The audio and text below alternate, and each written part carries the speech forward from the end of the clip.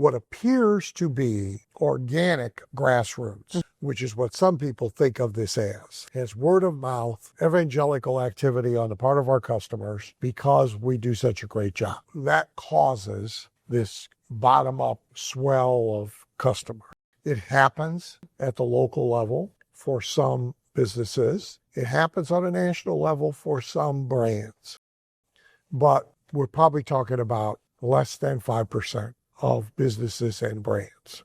The rest create and force grassroots activity that often looks organic when it is not, or sacrifices even bothering to look organic, and it is not. So yes, looping back to your question, if you don't have money, you usually have time, and regardless, you need to substitute manual labor for ad spend.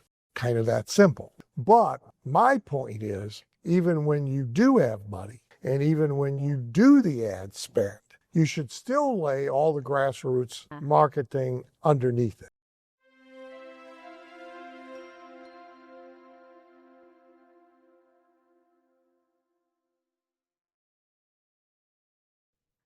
Hello and welcome to this month's Masterclass. I'm Darcy Juarez, your host, here with Dan Kennedy. And Dan, we get a lot of questions about this, so I really wanted to dive into it this month, and that is like the whole idea of grassroots marketing of, hey, I'm starting my business or I don't have a lot of money, so what are some of the things that I can do to use that manual labor as you talk about? So this month I want to talk about grassroots marketing.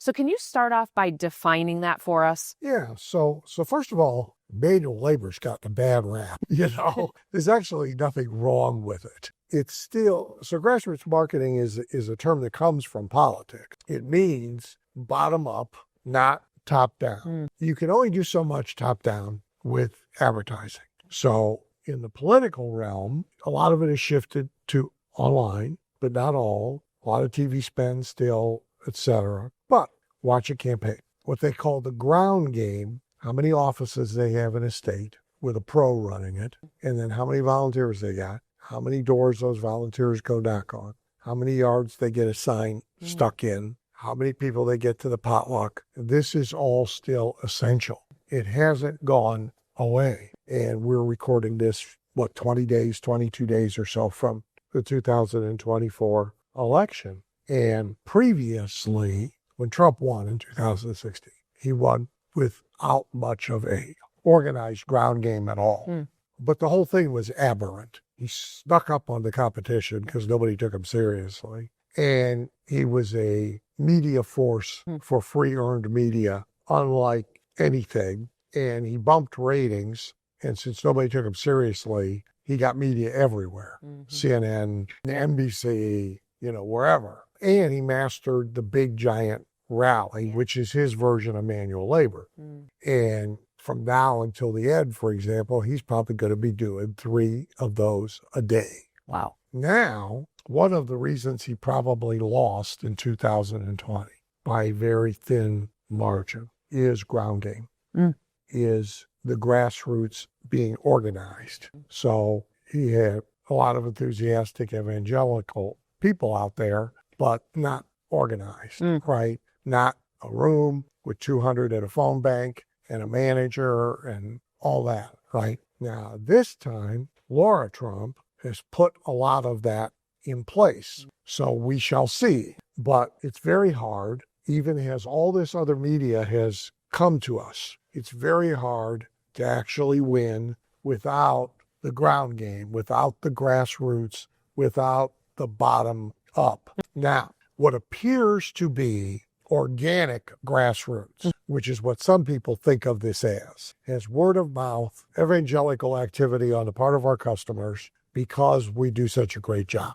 And so that causes this bottom-up swell of customers. It happens at the local level for some businesses. It happens on a national level for some brands. But we're probably talking about less than 5% of businesses and brands. The rest create and force grassroots activity that often looks organic when it is not, or sacrifices even bothering to look organic, and it is not. Yes, looping back to your question, If you don't have money, you usually have time, and regardless, you need to substitute manual labor for ad spend. It's kind of that simple. Right? But my point is, even when you do have money, and even when you do the ad spend, you should still lay all the grassroots marketing underneath it. So can you give us some examples then?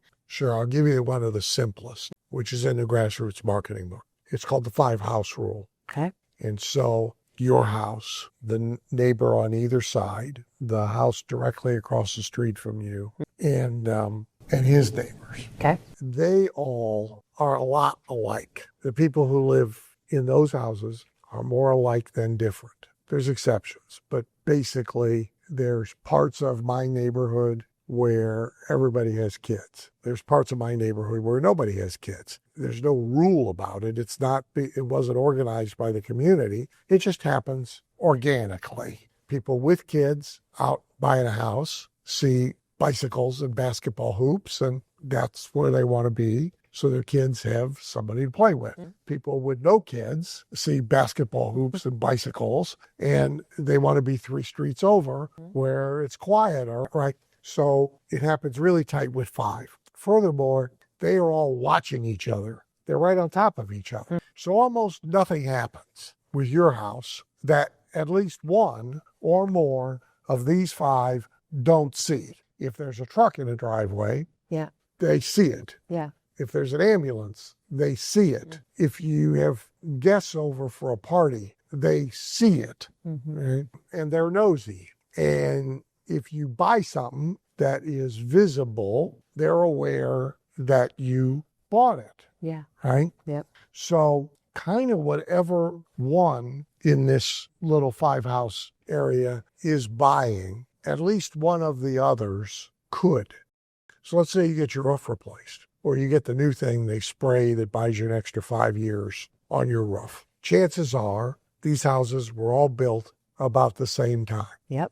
The roofs are all wearing out at about the same time. Yep. So as soon as the roof repair company gets one, they should be able to get another one within the 5. Check out the website down below to get full access to all the Masterclass videos from Dan Kennedy. Oh, and don't forget to subscribe to our channel and check out these videos.